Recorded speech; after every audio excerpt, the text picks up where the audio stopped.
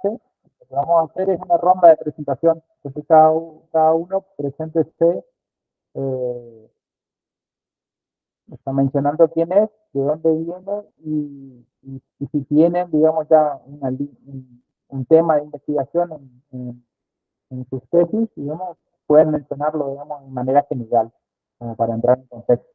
¿Sí? ¿Quién quiere empezar? Ok, Empiezo yo. bueno, bueno, Ah, perdón, perdón, Brian. Bueno, soy Matías Boni, es ingeniero civil, recibido hace 2 años ya, en la UNAM también. En mi caso voy a hacer el doctorando de Javier, Javier va a ser mi director, voy a seguir la línea de investigación de él, vamos a seguir trabajando con las mamposterías y vamos a tratar de avanzar un poquito más de su tesis, profundizar un poquito más unas ciertas cuestiones de la mampostería. No sé si era algo más, Javier. no, está bien. Ah, No salga del país, por favor. Bien, ¿querés seguir, Brian? Genial. Gracias, Mati, gracias, Javier. Mi nombre es Brian Gauna, yo soy ingeniero industrial, soy docente de casa. Gradué ya hace un tiempito, hace más o menos unos 10 años, y todavía no estoy inscrito en el doctorado, sin embargo, es porque estoy terminando de definir mi tema de tesis. Va a estar asociado al procesamiento de imágenes para cuestiones ambientales. Puntualmente, estoy planteando el cálculo del factor de visión de cielo, ¿sí? Asociado más que nada a lo que es cañón urbano y, bueno, cálculo del factor asociado a lo que es el cañón urbano. Quiero hacerlo desde el punto de vista de tratamiento de imágenes. Tengo casi terminada la maestría en gestión ambiental, me está faltando la tesis, y justamente la intención es poder evolucionar mi propuesta de la maestría, evolucionarla al posgrado, al doctorado. Bien, genial. Muchas gracias, Brian. Rolando, ¿querés decir unas palabras y presentarte?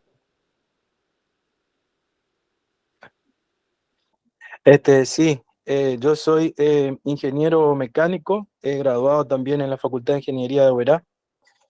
Actualmente soy docente, tanto acá en Garupá, donde vivo, como en Posadas, en dos institutos de enseñanza superior, y también trabajo para una empresa privada. Eh, y bueno, y estoy intentando integrarme al doctorado en ingeniería con una propuesta de tesis referida a el corrimiento al rojo gravitacional.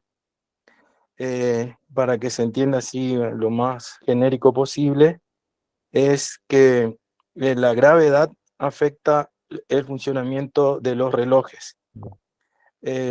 Todos los relojes funcionan distintos según el nivel de potencial gravitatorio donde se encuentran. Eso se rige por una serie de... Se rige por leyes naturales, lógicamente, pero lo conocido está basado en estudios de Einstein y en unas transformaciones matemáticas de Lorentz.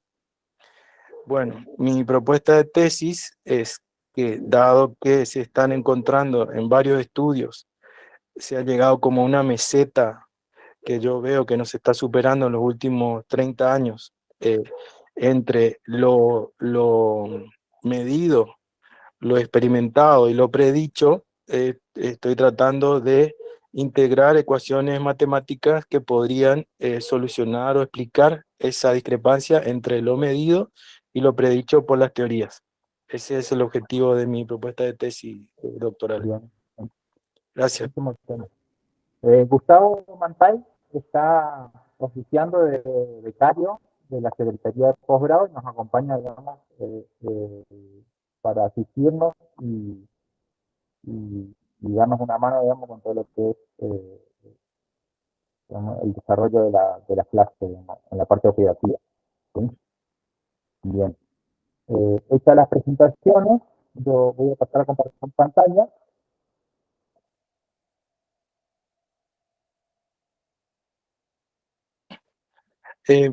Una cosa nomás, mientras nos enganchamos, yo voy a cambiar de de teléfono y voy a solicitar unirme con otro. Le pido disculpas, pero este se me está quedando sin batería, pero tengo otro acá. Bueno, Gracias. bueno, perfecto.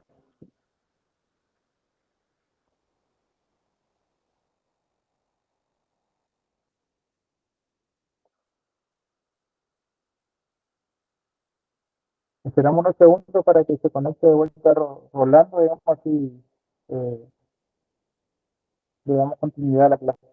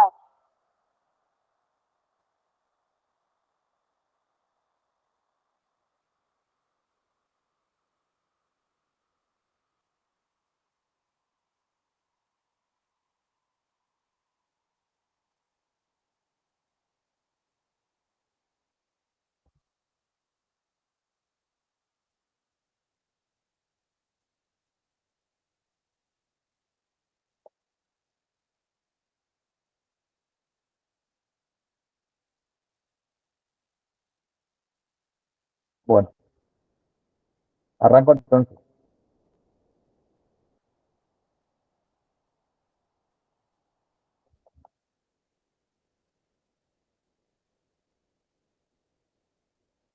Bien, el curso que vamos a iniciar es de epistemología aplicada a la investigación en ingeniería. ¿Sí? Lo doy, quien les habla, eh, Javier Alberto Duarte, ¿sí? Y esta es la edición 2023. Quiero aclararles que en enlaces, digamos, que están subidos a la red, digamos, les voy a pasar clases anteriores, ¿no? Siempre sirve, digamos, como base de datos, ¿sí? Van a tener a disposición las clases grabadas de la edición 2023 y también las clases de la edición 2021, sobre todo, digamos, por las consultas y las preguntas, el debate que se arma, digamos, en los diferentes grupos. Bien. La unidad académica de correspondencia es la Facultad de Ingeniería de la Universidad Nacional de Misiones, ¿sí? Y corresponde a la carrera de doctorado en Ingeniería de esa unidad académica. Vamos a hacer una breve definición del curso. Los objetivos del curso están centrados en que el doctorando incorpore herramientas para el análisis y comprensión del conocimiento científico, reflexiones acerca de los alcances de la ciencia y la tecnología en la producción de conocimiento, ¿sí? Y que también identifique y valore los aportes hechos por la epistemología en su área disciplinar específica, ¿sí? Entonces, la justificación se basa en establecer la naturaleza, origen y validez del conocimiento que vamos a sumar al campo de la ciencia, ¿sí? Producir el conocimiento en un campo en el que quizás no es especialista, pero tiene aportes genuinos por realizar, ¿sí? Indagar sobre los fundamentos en los que se apoya la creación del conocimiento y por último sistematizar y analizar conceptos tales como dato empírico, verdad de hecho, hipótesis, ley científica, regla técnica, teoría, experimento, predicción, artefacto y diseño. Todos estos conceptos son inherentes o están íntimamente relacionados a la producción del conocimiento de carácter científico. Bueno, tenemos 4 ejes a desarrollar en este curso. El primero va a tener una parte de introducción, la cuestión histórica y las generalidades de lo que implica la epistemología. y a qué se refiere. Y dentro de esto vamos a hacer una clasificación orientada de la ciencia y de los tipos de investigación. ¿Sí? En el primer eje, ¿sí?, vamos a ver el método científico, ¿sí?, y diferentes modelos, tanto simples como mixtos. Vamos a abordar también teorías científicas en donde vamos a aprender conceptos como contrastación y validación. Vamos a ver también diferentes concepciones epistemológicas. Ahí tenemos dos grandes grupos que son el empirismo y el racionalismo. Luego vamos a pasar al falsacionismo de Karl Popper, el paradigma de Thomas Kuhn, los programas de investigación científica que fueron enunciados por Imre Lakatos, el anarquismo epistemológico de Paul Feyerabend, ¿sí?, y como algo más actual, el pensamiento complejo de Edgar Morin. Las clases vamos a tratar de desarrollarlas de manera sincrónica en principio y después, si se acuerda, digamos, en todo el grupo, digamos, lo podemos plantear como asincrónico también, ¿sí? Había cuenta, digamos, de que en principio las clases estaban planteadas los viernes y los sábados, ¿está? Pero eso, después de la clase, digamos, o sea, terminamos de coordinar esa cuestión, ¿sí? Ahí vamos acá tenemos una descripción, digamos, de las temáticas que vamos a tratar de resolver en cada una de las clases, ¿sí? Después, al final de todo esto, va a haber una actividad de evaluación final que tiene que ver con resolver la parte epistemológica de sus planes de tesis, ¿está? Entonces, ahí va a entrar seguramente, digamos, la cuestión de formular la hipótesis, de argumentarla y de señalar, digamos, el camino trazado, digamos, para llegar a la contrastación de la misma. Los criterios de evaluación, ¿sí?, los vamos a basar en el nivel de conceptualización de la teoría abordada, es decir, con qué calidad, digamos, logran transferir lo aprendido. Esto tiene que ver con las formas de contar estos conceptos, digamos, que incorporan. Se va a evaluar la capacidad de análisis y de integración de los contenidos desarrollados, ¿sí? ¿Por qué aprender lo que aprendo y dónde utilizarlo? Otro eje de evaluación va a ser la capacidad para seleccionar, procesar y presentar la información, es decir, poderla aplicar lo aprendido en cuanto a la calidad del conocimiento, ¿sí? Uso correcto del vocabulario técnico, ¿sí? Esto tiene que ver con comunicar con propiedad, ¿sí? Cuestiones de respeto, actitudes de cooperación, ¿sí? Y por último, responsabilidad y creatividad en la elaboración de trabajos prácticos e informes. Estos son los criterios de evaluación, ¿sí? La autoevaluación.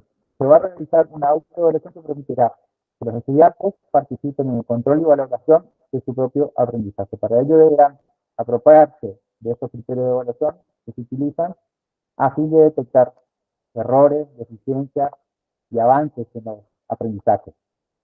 El estudiante realizará una evaluación permanente de su trabajo, ¿sí?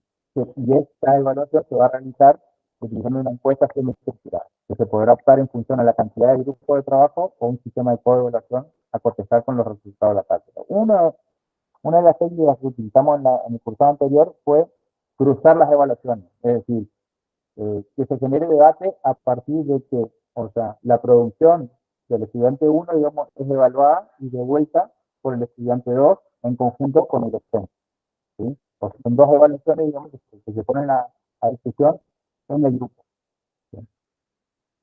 Respecto a las condiciones para lograr la aprobación de la asignatura, ¿sí?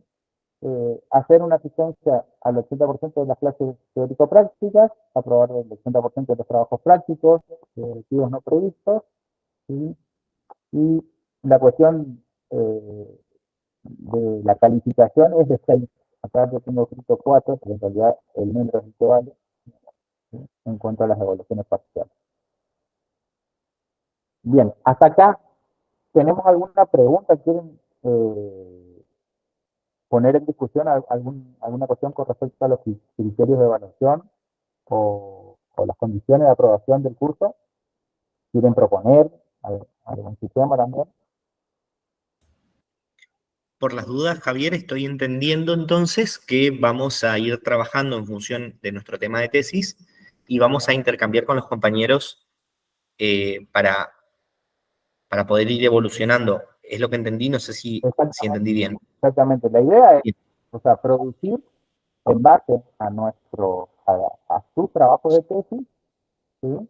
Toda la parte inicial del contexto y la formulación de la hipótesis, ¿sí? Bien. Y eso se va a poner Perfecto. en común a debate, digamos, en todo el grupo, donde participamos docentes y estudiantes, digamos, para, o sea, aportar de alguna manera, simulando lo que suele suceder en una sesión técnica de congresos o de jornadas, digamos, que se pone un tema, se presenta un tema, digamos, para debate, y bueno, en algún momento, digamos, ocurren devoluciones en donde se aportan, digamos, ya sea listas posibles de trabajo, cuestiones, digamos, que no están mencionadas o que posiblemente pueden llegar a ser un aporte interesante, ¿sí?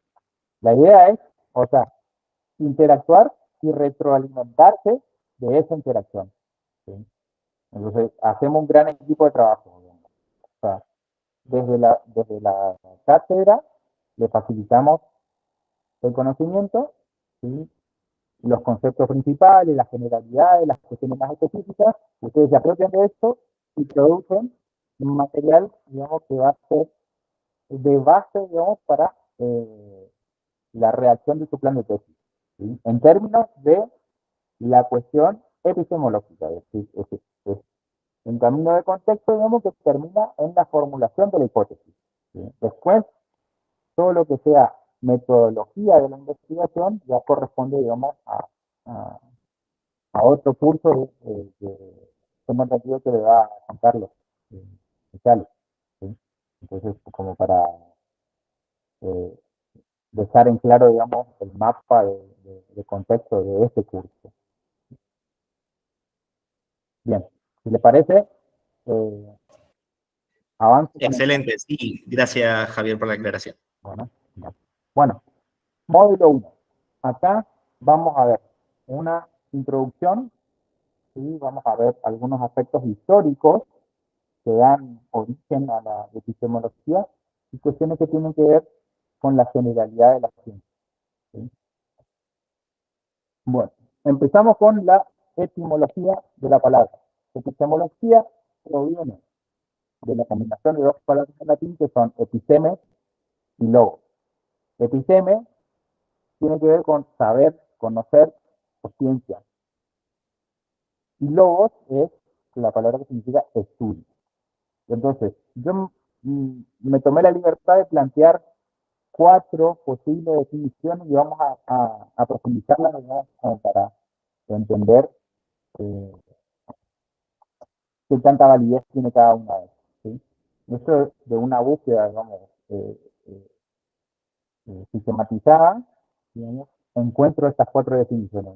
La primera dice que parte de la filosofía que estudia los principios, fundamentos, extensión y métodos del conocimiento humano. La segunda dice que es un conocimiento que sospecha antes de creer, ¿sí? Y ahí, o sea, hay cuestiones, digamos, que se relacionan con palabras claves que pueden ser elucubrar, especular, y ahora vamos a entrar en detalle en eso.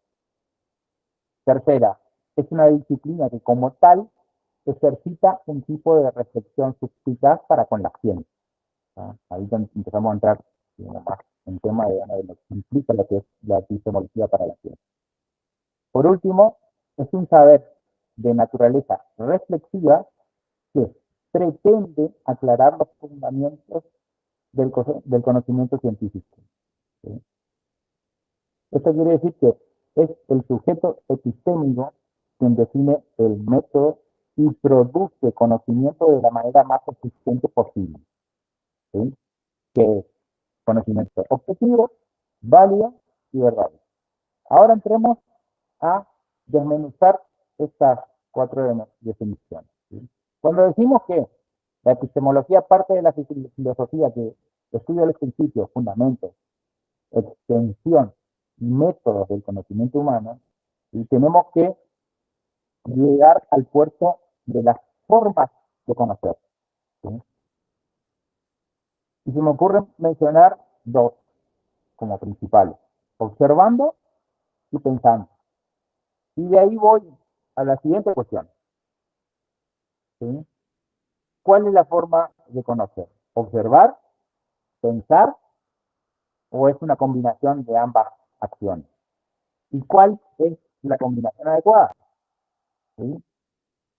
Pensar y luego observar, observar y luego pensar, y ahí surgen cuestiones que tienen que ver con que en realidad ambas herramientas son interesantes y la situación específica de cada problemática posiblemente, o sea, de como resultado que la primera y la segunda combinación sean las más eficientes.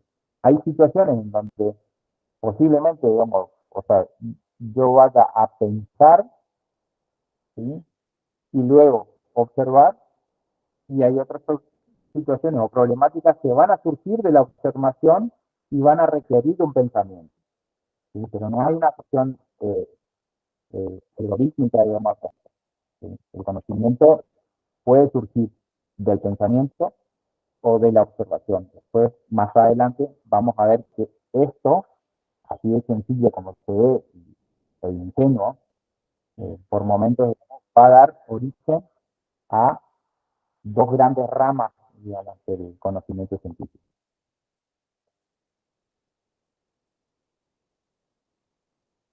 Vuelvo para atrás. Acá se les ocurre, eh, les moviliza o les dispara, digamos, alguna cuestión para debatir respecto a pensar y observar. Si no le dispara ninguna cuestión, también es lícito, digamos, y podemos seguir adelante. Si se les ocurre mencionar algo, digamos, por más que lo piensen como ingenuo, eh, me gustaría que lo compartan. Yo lo que quiero compartir de lo que conozco es que muchas veces de lo que se ve estudiando investigaciones o estudiando avances del conocimiento científico, de la física, todo, se han adelantado los pensamientos a lo observado.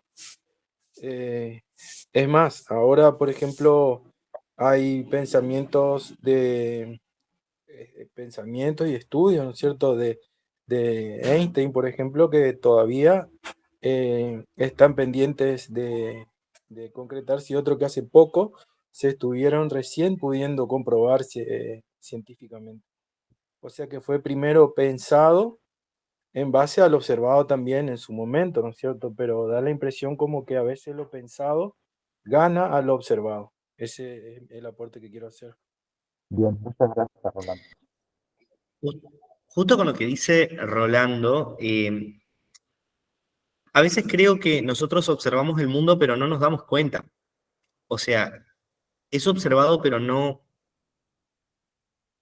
asimilado. A ver, no sé si con esto doy claridad. Es como que la manzana siempre se cayó de la historia, pero el primero que se dio cuenta que caía de arriba hacia abajo y que la ley gravitatoria era Newton, ¿sí?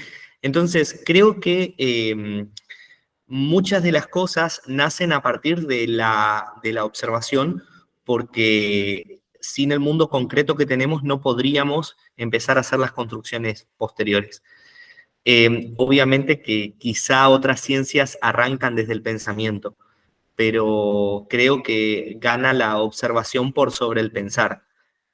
Todo lo podemos observar, pero poco realmente nos damos cuenta de ello. No sé cómo, es como que todo lo vemos, pero realmente observarlo y ponerle la lupa, ignoramos más de lo que realmente deberíamos saber.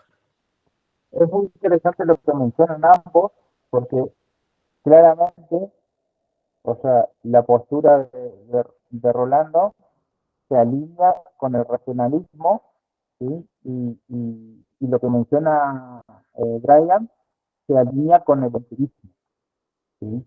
Que son las dos grandes ramas, digamos, ¿Con el qué? ¿Con qué se alinea? del empirismo. Que viene de empiria, que es experiencia, ¿sí? Y la experiencia se basa en observación, en analizar, o sea, desde la observación un fenómeno. Entonces ahí tenés un punto de partida eh, que propone observar y luego pensar. Es decir, de la observación, del sí, de unas cuestiones que pueden derivar en leyes científicas, ¿sí? Después está el racionalismo, que parte de pensar leyes científicas que se van a contrastar o se van a validar luego con la observación. ¿Sí? Pero bueno, hasta acá está bien, digamos. No sé si, Matías, si te queda algo para mencionar, no sé si querés compartir algo, y si no, avanzamos. No, Matías, opina algo porque si no te hacemos bullying, ¿eh? no, Mirá que no es una opción en esta clase, por lo menos no. Sí. ¿Se me escucha? ¿Se me escucha bien? Sí, se te escucha bien, Matías. Ah, no, porque me saqué el auricular para relajar un poco mi oreja. No, y concuerdo con ambos. Creo que depende de qué se está haciendo, vamos a estar más de un lado o del otro, digamos. No creo que que sea tan relativo. O sea, no tan absoluto, no tan relativo, digamos. O sea, es más relativo que absoluto, digamos. No, depende de qué estamos haciendo, creo yo. Claro, Porque hay algunas cosas que nos van a llevar a observar y tratar de explicar algo que está pasando, y hay otras cosas que vamos a tener que imaginarnos o pensar. Uno, porque no podemos observarlo, por ejemplo, tiro, ¿sí, no? Por ahí estoy tirando. Por ejemplo, agujeros negros, ¿no es cierto? Cuando empezaron a hablar de agujeros negros, ellos empezaron a pensar, pensando, diciendo, bueno, tiene que pasar algo porque está pasando algo con la luz, con la materia, lo que sea, y bueno, después sí pudieron observar, digamos. Pero por eso yo creo que depende de qué sea, ¿no? No creo que sea algo tan absoluto que estemos tan de un lado o tan del otro, digamos. Digo, no sé. genial, me parece bien. Eh, Es medio panqueque mi comentario, pero bueno, o sea, o sea, es cierto, digamos, que el contexto eh, define claramente, digamos, o sea, cuál es la combinación adecuada a utilizar en cada situación. ¿Sí? Yo considero, digamos, o sea, que no hay una sola forma, digamos, de resolver cualquier problema. O sea, pueden existir varias opciones. Como profesionales de la ingeniería sabemos, o sea, que pueden existir varias opciones que sean válidas, digamos, y que después eh, lo que va a terminar definiendo cuál es la solución elegida, ¿sí? Sin ser la correcta, pero la elección, la decisión o la solución que elijo, depende un poco de la relación costo-beneficio. ¿Sí? Entonces, bueno, o sea, eso abre también otras puertas y quizás vamos a dejarla para conversaciones posteriores, digamos, y ahora avanzamos. La segunda definición, hablamos o hablábamos de que la epistemología es un conocimiento que sospecha antes de creer. Ahora, si yo analizo el significado de esto, el acto de sospechar me lleva a elucubrar, especular, intuir o creer. ¿Sí? Cada una de estas palabras, si las buscan en el diccionario, van a estar refiriendo, por ejemplo, la elucubración a una suposición, digamos, sin demasiado, o sea, sin un fundamento eh, consolidado. ¿Está? La especulación tiene, o sea, algo de sospecha maliciosa, digamos, respecto a un hecho en particular. La intuición es, o sea, casi guiada, digamos, por la gestión de las emociones. Y la creencia, ¿sí? Se asocia con el axioma, es decir, con algo, digamos, o sea, que está asumido como verdad sin requerir demostración. Entonces, en el primer sentido, la epistemología se limita a describir hechos, mientras que en el segundo busca interpretarlos. Entonces, la epistemología se centra en el estudio de los métodos que usa la ciencia y en la forma en la cual intenta explicar las teorías. Esto nos lleva a un concepto que es importantísimo: calidad del conocimiento. La epistemología es eso, es un indicador de calidad del conocimiento científico. Y ahora, dentro de un rato, vamos a empezar a entender por qué se para o se posiciona en ese lugar.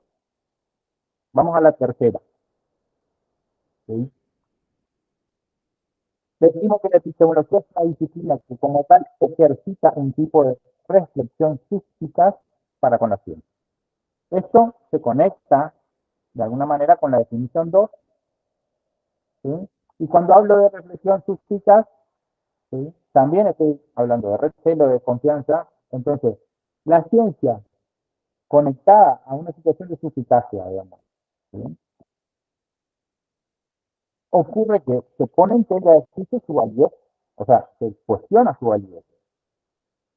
Entonces, eso se empieza a entender como que la acción de poner en tela de juicio lo que la ciencia presenta como verdad, y no vamos a entrar a analizar si la verdad existe, digamos que eso es, o sea, eso es motivo, digamos, de otro curso aparte, si se quiere, ¿no? O sea, y es una cuestión tan extensa como compleja.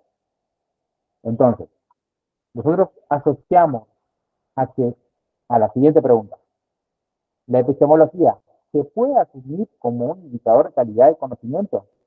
¿Sí? Desde mi humilde opinión, considero que sí. Quiero escuchar la opinión de usted.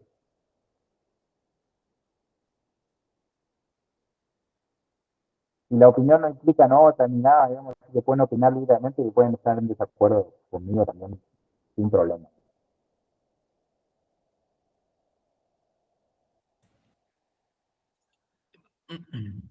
Entiendo que esto de la epistemología, al fin y al cabo, es reflexionar sobre la hipótesis.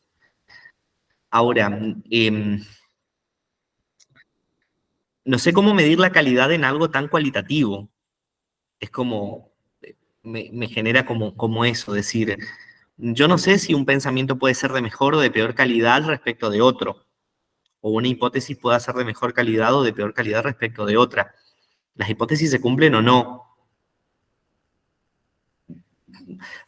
Yo estoy como tomando esto, a mí en realidad se me dispara esto que se dice, quizá no está relacionado con esto, en cuál es mi capacidad de poder ver un insight, algo intrínseco a partir de la observación, que es un poco lo que digo, estas cuestiones intrínsecas, eh, todas estas realidades que nosotros después transformamos en ecuaciones diferenciales o en esto, en realidad todas estas realidades que nosotros vemos, cómo poder llevarlos a un lenguaje, ya sea matemático o lo que sea, y poder después sostenerlo. Lo veo como más desde ese lado. Cuán me sale intrépido soy en darme cuenta cómo formalizarlo.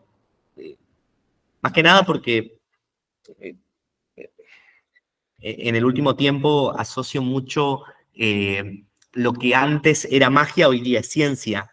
Lo que antes se pedía a un dios, hoy nos dimos cuenta de que la danza de la lluvia no funcionaba, de que simplemente el agua iba a caer por ciclos que tiene el ciclo del agua, ¿no?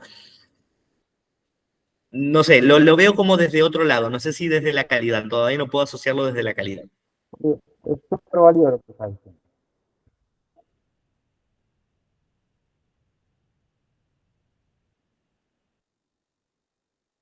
No me quiero sentir solo en la clase. Sí, yo estaba esperando que disparen por lo menos algunas palabras, el resto de uno. Por eso, ¿ves, viste, Javier? Por eso yo no tengo problema en hacerle bullying a los No, no, chicos. no. No, es un chiste, es un chiste. No, lo que quiero decir es, no sé si me escuchan ¿Se ahí. escucha bien? Perfecto. Sí.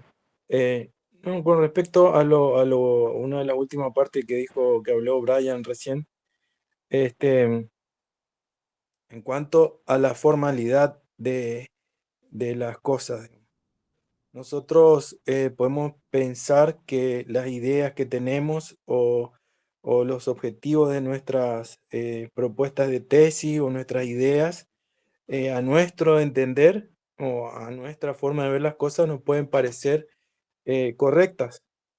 Pero corremos el riesgo de entrar casi en una situación de tener fe en ellas. Yo creo que en el caso del punto de vista científico, la desconfianza es la base. Pero esa desconfianza es la que lleva al progreso, al avance. Si no existiera esa confianza, no podemos avanzar. Y en cuanto a la epistemología, por lo que de lo que estamos viendo hasta ahora, veo que lo que pide es, primero, que se observe cuál es el problema y segundo, dice cuál es la explicación del problema. Entonces, en una palabra, la epistemología lo que está buscando es orden, que se ordenen las cosas para que las ideas que una persona tiene la puedan entender muchas personas y que pueda también ser objeto de dudas, o sea, que se pueda presentar de manera de poder ser objeto de dudas, de preguntas, de nuevas eventuales opiniones sobre el mismo tema. En ese sentido, dado la formalidad que existe en la epistemología, sí pienso que es un salto en la calidad, porque si no, pienso que sin esa formalidad, yo podría seguir solo acá en mi casa tratando de descubrir una idea, pero si yo no tengo cómo contrastar mi idea con otras o con los demás, o presentarla de manera formal, no puedo avanzar. Llega un punto que la cosa se traba. Y bueno, entonces esa es mi opinión particular. Gracias. Tiene- Eh, bueno, siguiendo con la idea de Rolando, sí, creo que también puede ser por ese lado de que habla en la parte de calidad. Por ahí entendí también lo que decía Brian, que no veía la parte, o sea, que una idea sea de más de calidad que la otra, digamos. Creo que a eso se iba Brian, cómo decir cuál es de mejor calidad. Pero poniéndose en el contexto que decía Rolando, tiene sentido de que sí, que mejore la calidad de la propia idea, digamos, que se la pueda formular de una mejor manera y poder purgarla, digamos, de algunas, no sé si son imperfecciones o vicios que tengan la idea o la hipótesis propias de nuestras creencias o de nuestro entorno, digamos. Capaz por ahí va por ese lado. Yo considero que va por ese lado. De hecho, o sea, poner a la epistemología como indicador de calidad del conocimiento justamente trae a la mesa, digamos, la confianza, el cuestionamiento para el progreso, para que una teoría, o sea, evolucione, se actualice, ¿sí? Se interpele, o sea, de alguna manera, o sea, esa es la base del conocimiento, digamos, la actualización y la mejora de alguna forma continua, ¿sí? Es decir, no quedarse, eh, no es un sistema cerrado.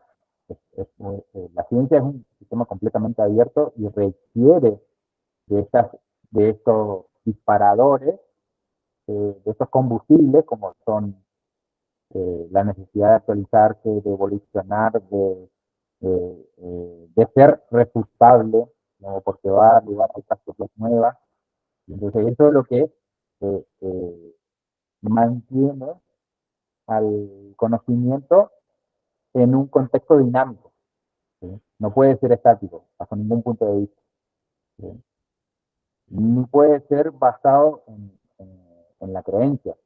Con respecto a lo que decía Brian, la manera, digamos, no hay una forma clara, digamos, de decir si una idea es de mayor calidad que la otra, digamos, pero sí una idea puede tener una contrastación, digamos, más completa que otra cuando uno va al campo de la observación.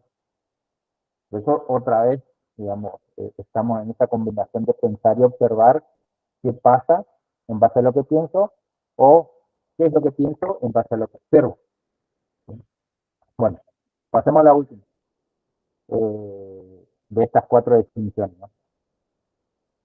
Dice que es un saber de naturaleza reflexiva que pretende aclarar los fundamentos del conocimiento científico. Es el sujeto epistémico quien define el método y produce conocimiento de la manera más eficiente posible, de forma objetiva, válida y verdadera. Entonces, desde ese punto que es la manera más eficiente, ¿sí?, evalúo más allá de las herramientas de producción del saber y establezco parámetros, ¿sí?, a tener en cuenta: la originalidad, la aplicabilidad, la utilidad y también, ¿por qué no?, la trazabilidad. ¿Sí? La originalidad, ¿por qué? Porque el conocimiento, ¿sí?, tiene su aporte en la originalidad, justamente. O sea, la idea, digamos, de que ustedes propongan una tesis doctoral es hacer un aporte original al campo del conocimiento. ¿Sí? La aplicabilidad es un parámetro a tener en cuenta, porque una cosa es hacer un aporte original en el campo de las ciencias formales, ¿sí?, y puede o no tener aplicabilidad. ¿Sí? Entonces, de alguna manera, establece diferencias de calidad en cuanto a la propuesta. ¿Sí? Utilidad, como entendida como beneficio, como, o sea, el resultado benéfico que obtengo, digamos, de ese aporte original que aplico eh, en el desarrollo, digamos, de una sociedad. Y trazabilidad, ¿sí?, porque hay ramas de la ciencia en donde se anula este concepto de la trazabilidad, es decir, el origen de las cosas. Y considero, digamos, que es importante, así como el contexto en un problema científico, también es importante el origen. ¿Sí? Y van a darse cuenta que a lo largo, digamos, de las diferentes corrientes epistemológicas, muchas veces se cercenó esa trazabilidad de varias maneras. ¿Sí? Pero me parece importante, digamos, porque ayuda a establecer de mejor manera un contexto. Bueno, entonces, habiendo desarrollado todas estas definiciones, podemos decir o entender que la epistemología es una rama de la filosofía, ¿sí?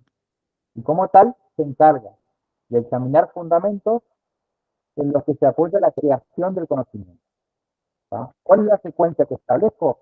Bueno, el saber, la razón, la duda sobre la razón, ¿sí?, y de esto, como resultado, obtener la creación. Es decir, la epistemología analiza la coherencia de razonamientos en el proceso de crear conocimiento. Le da sentido razonable a la creación del conocimiento, a través de justamente dudar en ese saber. Entonces, tengo otra secuencia. Lo que sé frente a la razón, lo pongo en duda para crear conocimiento. ¿Sí? Mario Bunge es un autor que vamos a recorrer mucho en esta clase, porque ahora la clase siguiente se basa en la formulación de Mario Bunge, ¿sí? Y se menciona el sistemismo ontológico, ¿tá?, que él lo defiende y lo postula como eh, sobre la base de que el mundo es un sistema de sistemas. Es decir, que toda cosa concreta es un sistema o un componente de algún sistema. ¿Sí? Así define el mundo en su enfoque de sistemismo ontológico el filósofo epistemólogo Mario Bunge. Después vamos a ver en otras clases también a la epistemóloga Esther Díaz, que tiene cuestiones interesantes también en, en cuanto a su historia eh, y su producción científica. Bien, aparece la epistemología como disciplina filosófica a principios del siglo XX, básicamente entre los integrantes de lo que se conoció en la historia como el Círculo de Viena. ¿Sí? Todo eso, yo le compartí esta clase en PDF en el grupo, al cual ahora te voy a agregar, Matías, también para que lo tenga, para que esté presente. Bueno, acá aparecen 4 momentos importantes, ¿sí?, que dan origen a la epistemología. El primero de ellos es cuando Descartes, René Descartes, fundamenta la ciencia en la metafísica. ¿Sí? La metafísica, digamos, es una rama de la filosofía que se basa en el estudio de lo esencial, de lo natural, del ser como ser. ¿Sí? No tiene que ver, digamos, con eso que mencionamos anteriormente, dentro de la razón y la observación como hecho científico. La metafísica, digamos, va a algo mucho más abstracto, si se quiere. ¿Sí? Ese es eh, el primer evento que empieza a dar origen, digamos, a la necesidad de que aparezca de que la epistemología esté. El segundo evento es cuando Immanuel Kant propone una separación entre la ciencia y la metafísica. ¿Sí?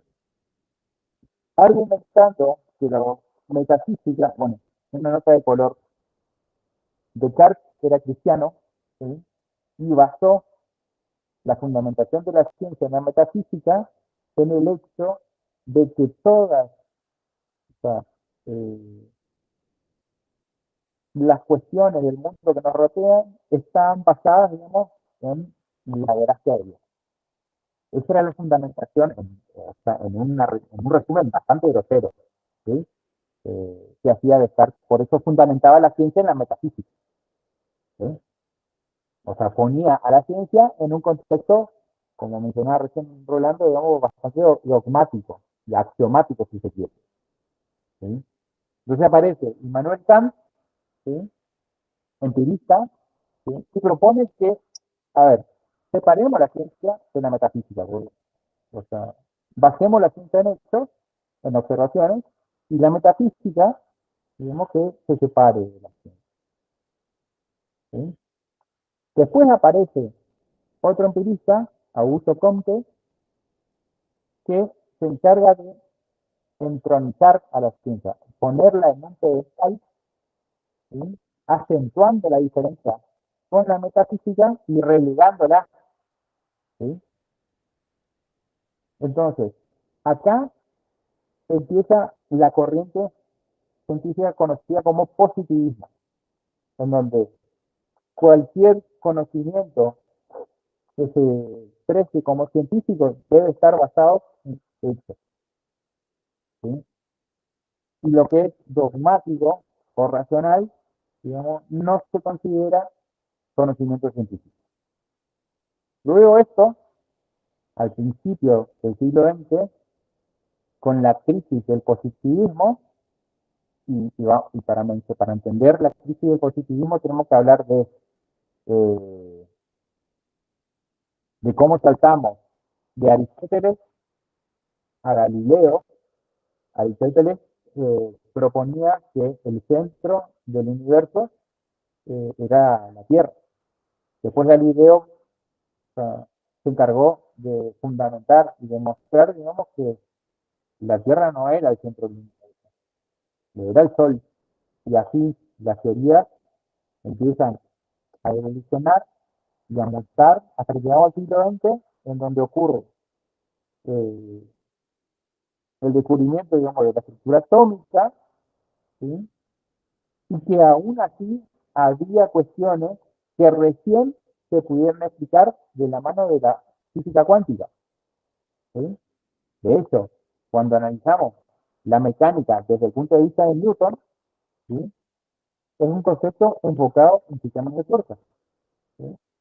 Cuando pasamos a Lagrange, ¿sí?, el enfoque, digamos, de la mecánica tiene un concepto energético y aparecen conceptos como la energía de formación interna y otras más, digamos, porque cambia la manera de escribir, hasta incluso, digamos, cambia el tipo de herramienta formal que utilizo, digamos, para la descripción del fenómeno. Entonces, a principios del siglo XX, con la teoría de la relatividad, con todos los descubrimientos que se hicieron a través de Bohr, de Planck y otros científicos, ¿sí? El positivismo, que era la ciencia basada en eso, ¿sí? Entra en crisis. ¿Y qué pasa cuando el sistema entra en crisis? Requiere una auditoría. ¿Sí? Y entonces, de la mano de esa necesidad de auditoría, nace la epistemología. ¿Sí? Por eso se puede asociar a la misma como un indicador o un conjunto de indicadores de la calidad del conocimiento, porque era necesario en ese momento establecer ese indicador. ¿Sí?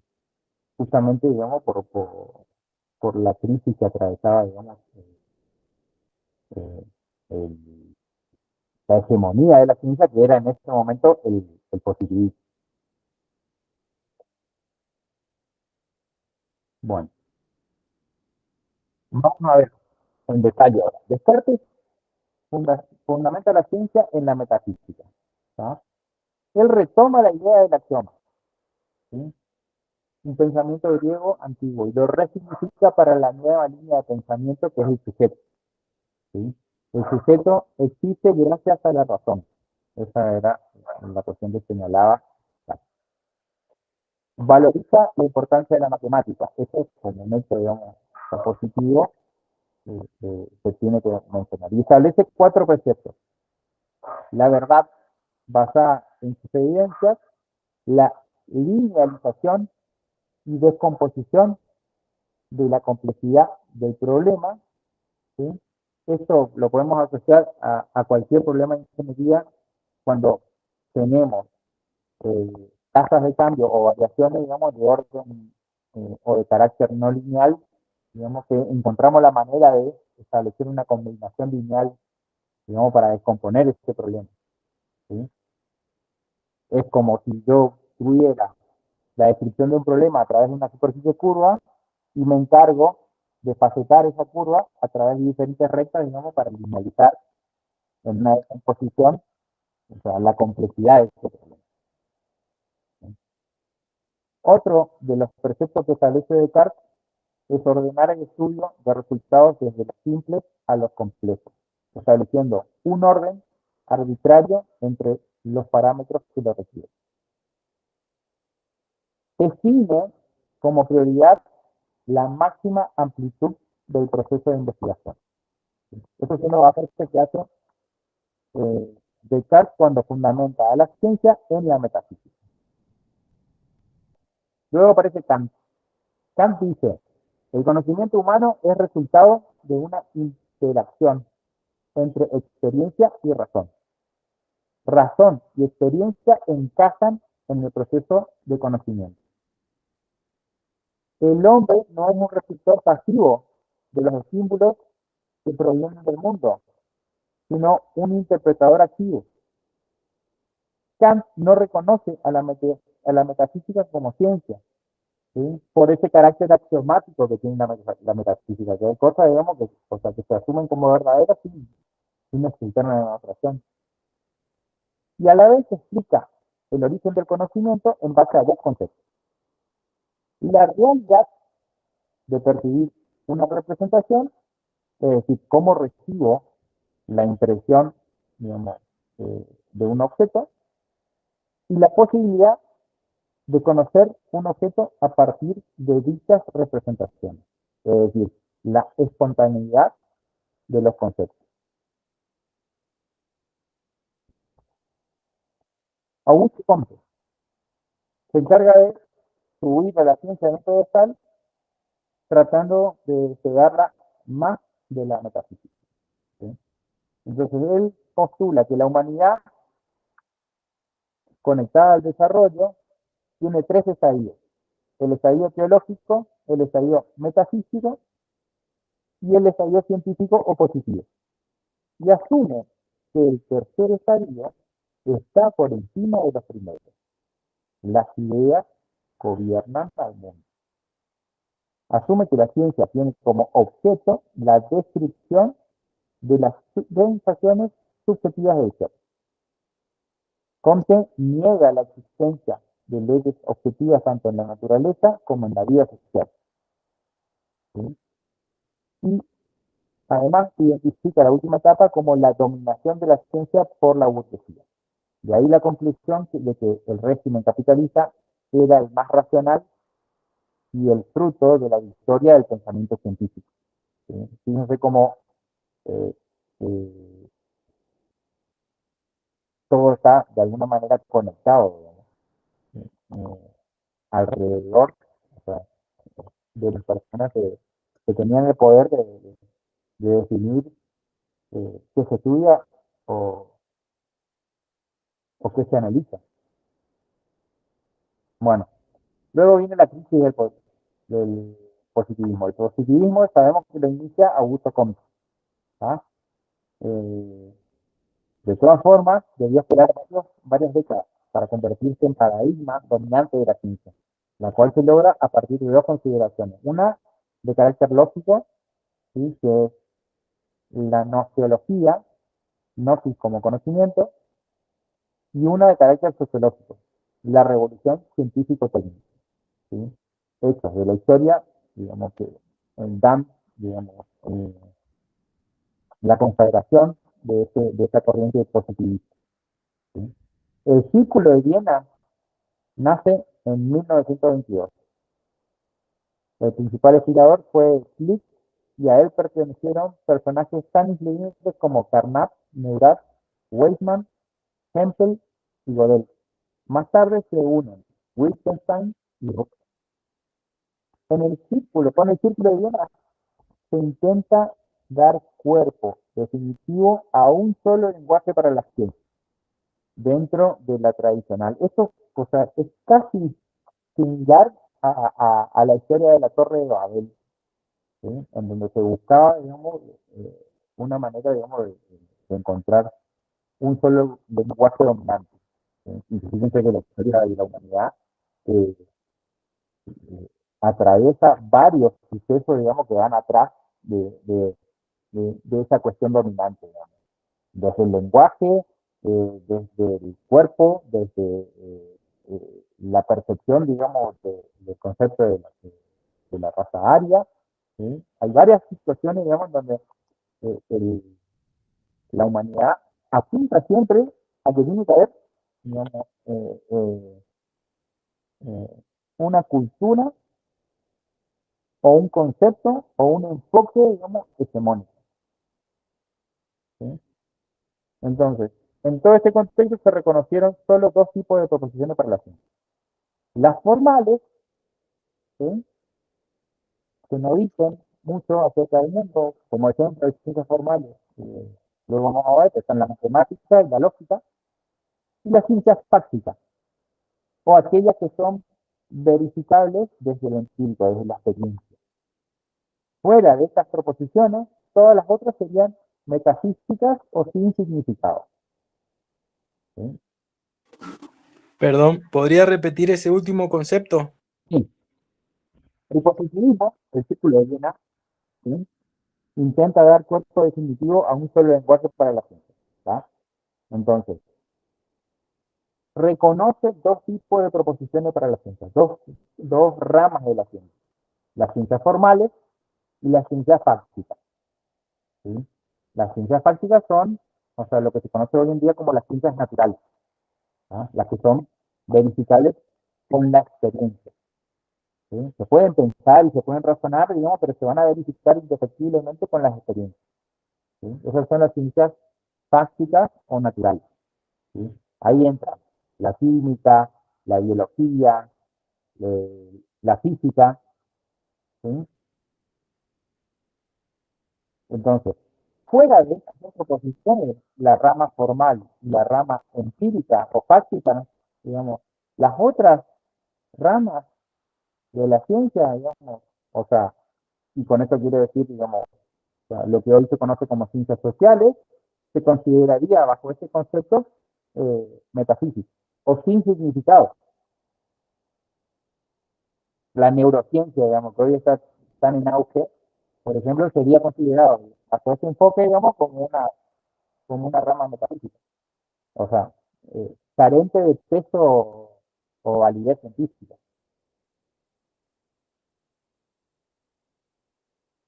Popper, Gracias. ¿no? Javier, ¿y eso qué relación tiene con lo que se llaman pseudociencias? Es que justamente, o sea, para el positivismo existían dos ramas de la ciencia, la formal y la fáctica. Después el resto era considerado pseudociencia. Bien, ¿Ah?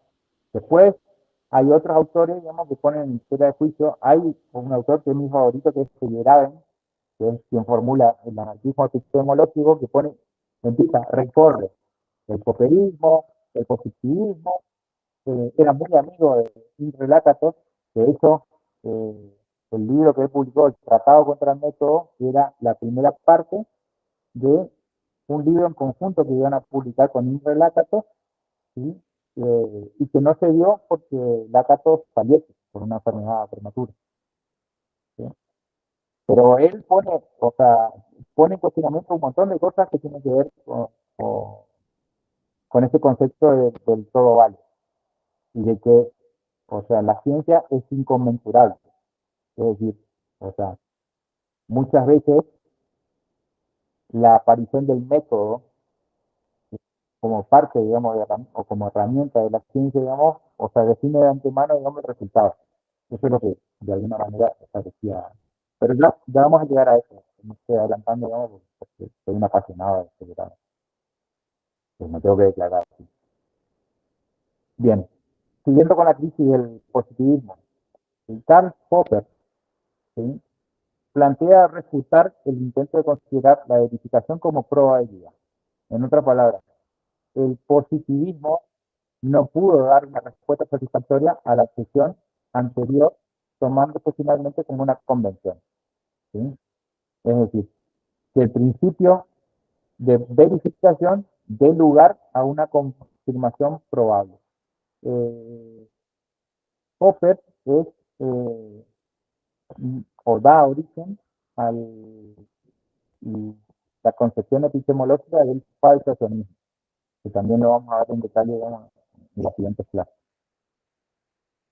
¿Cuál fue el fracaso del positivismo? Bueno, se resume en la incapacidad de reducir la investigación científica a una simple lógica, ¿sí? Esto es lo que operó de alguna manera como una camisa de fuerza, ¿sí?, y que llevó durante la primera mitad del siglo XX a callejones sin salida, ¿sí?, cuando se abordaban o sea, se intentaban abordar las soluciones de los grandes problemas de la lógica de la ciencia positivista, ¿sí? Y de eso se tiene que resaltar que si la teoría resulta un complejo conceptual que tiene diferentes estructuras o niveles de abstracción, ¿sí?, la legalidad de esas abstracciones no se pueden expresar, ¿sí?, o no pueden expresar el movimiento de lo real sin la consideración de lo subjetivo. ¿Está? En esta medida, la ley resulta ser siempre una ley de tendencia sujeta a otras determinaciones en cuanto a su operación en el mundo empírico. Entre ellas, por supuesto, la acción y voluntad de los sujetos involucrados en el proceso. ¿Qué quiero decir con esto? Lean este párrafo y traten de decirme qué sensación les produce.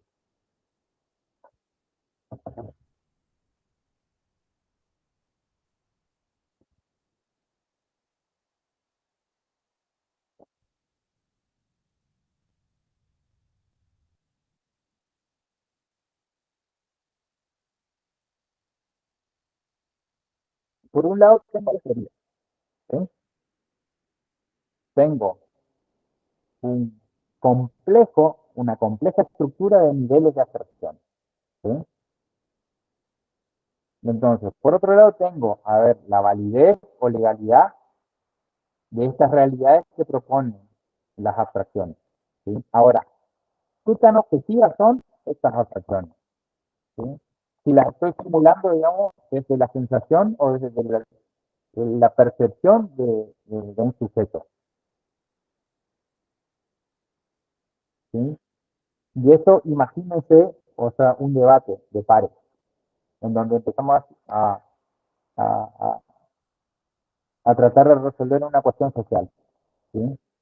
Y como en esta mesa, por ejemplo, o sea, Brian viene de la ingeniería industrial, Rolando viene de la ingeniería mecánica, No le erras mucho, no le erras mucho, Javier, porque doy clase en humanidades.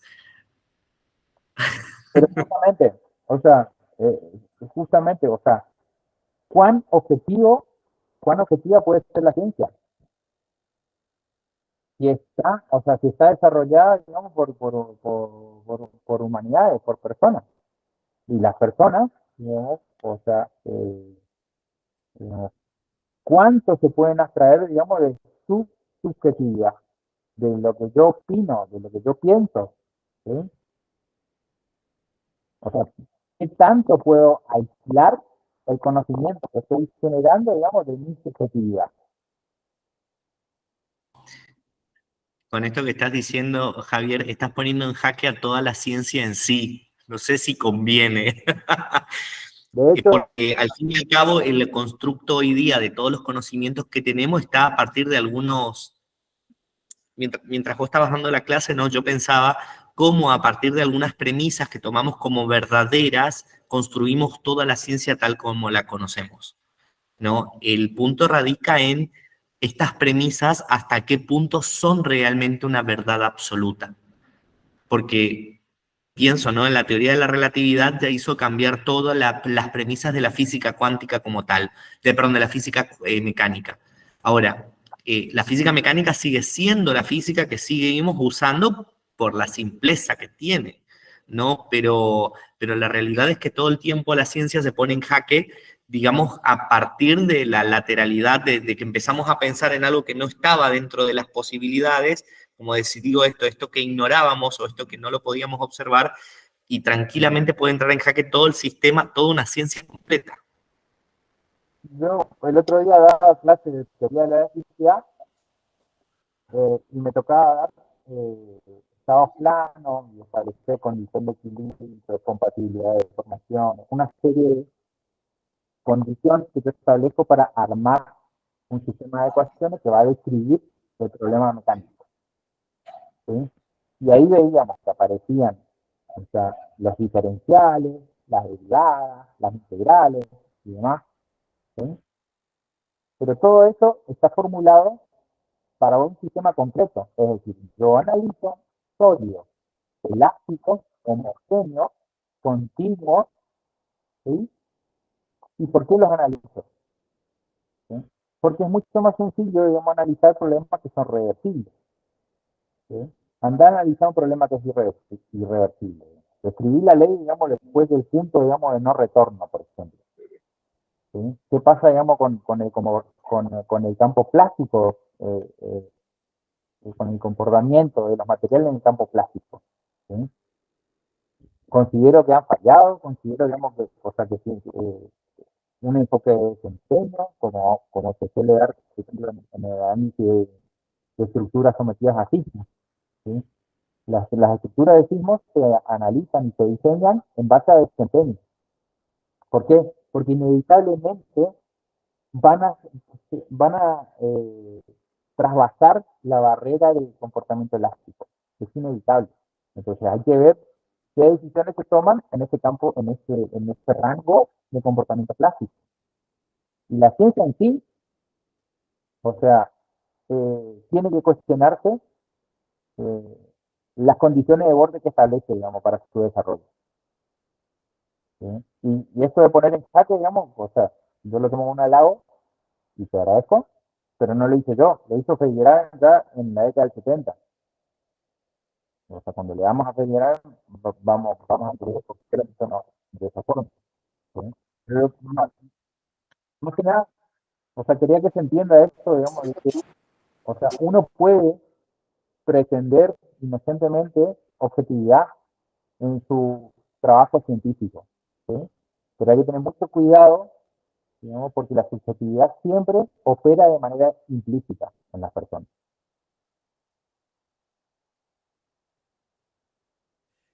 Tengo Vos- una pregunta para Javier. Si, no sé si me escucha. Te escucho. Eh, sí. ¿Hubo algún hecho, un descubrimiento o un hecho físico que haya dado curso al fracaso de este positivismo en la época en que ocurrió? O sea, ¿ocurrió algo concreto físico que provocó este fracaso del positivismo? Ocurrieron varias cosas, digamos. La teoría de Einstein fue una de ellas, digamos. O sea, se contrastaba con la teoría del átomo.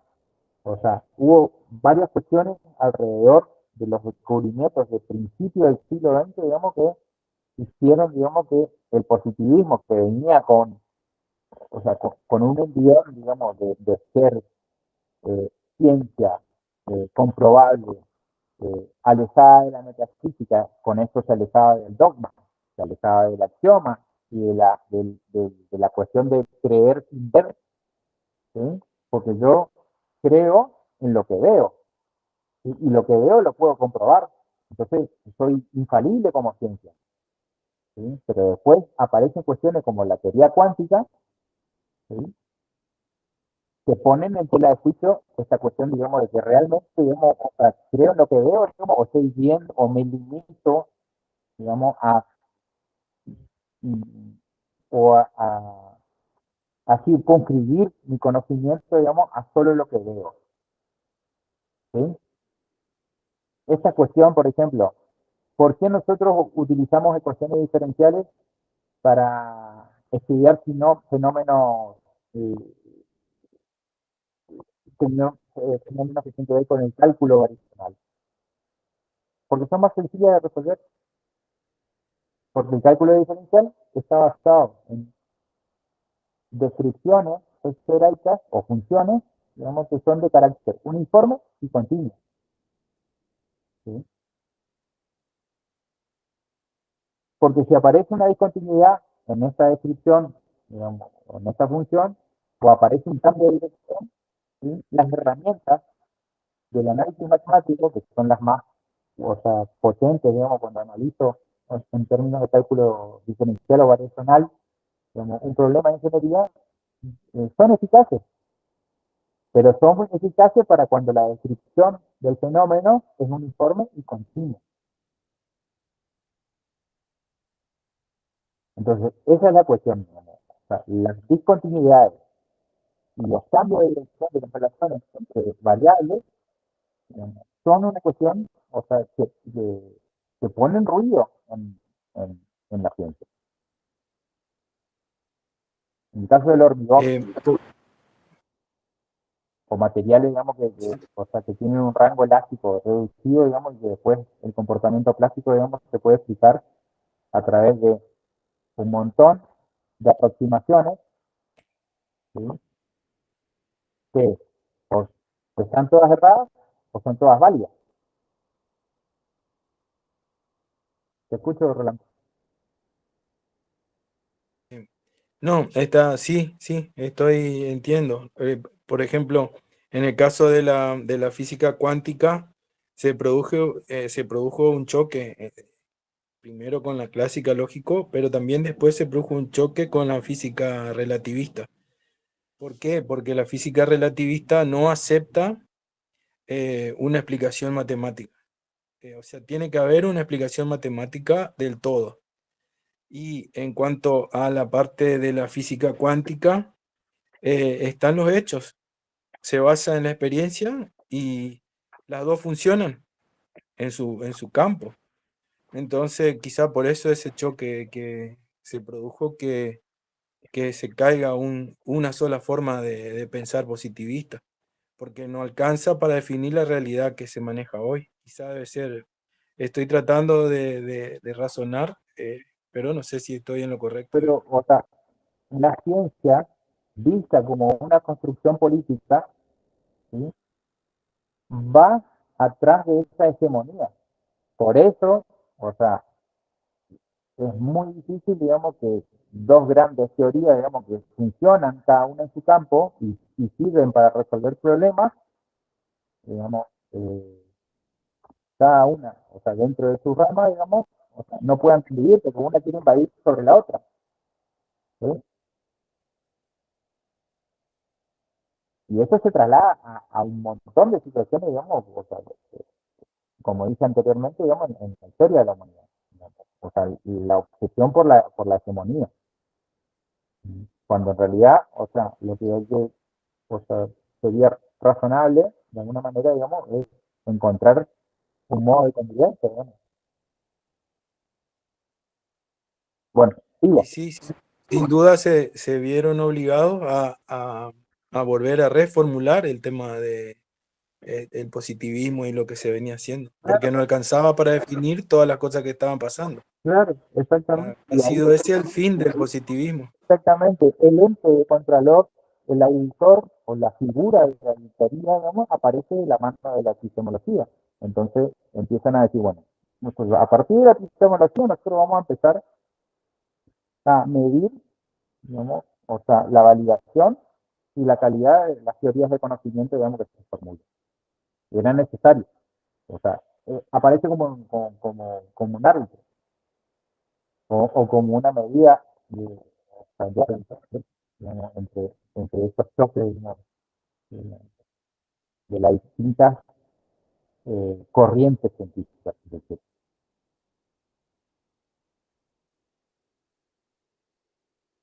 Bien, acá hay más cuestiones que tienen que ver, o sea, eh, con lo que yo base, ¿sí? Eh, a la crisis del positivismo, ¿sí? No me voy a detener con esto, voy a seguir avanzando porque quiero llegar a la parte de ciencia. Después lo pueden leer y podemos, en todo caso, la próxima clase, hacer un segmento de consulta. Llegamos a Mario Bunge. Mario Bunge, ¿sí?